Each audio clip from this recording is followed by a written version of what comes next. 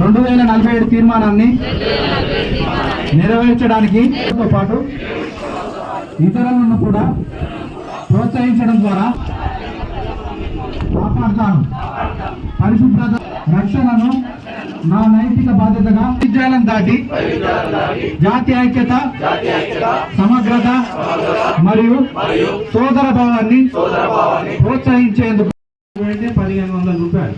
మూడో డోసు తీసుకుంటే ఇంకొక 750, అంటే 2150 రూపాయలు, 2250 రూపాయలు కరోనా ఇంజక్షన్ల ద్వారా ఫ్రీగా. మీరు 100 రూపాయలు తీసుకున్నారా? ఎవరు ఒక్క రూపాయి కూడా తీసుకోకుండా నరేంద్ర తీసుకోలేదా?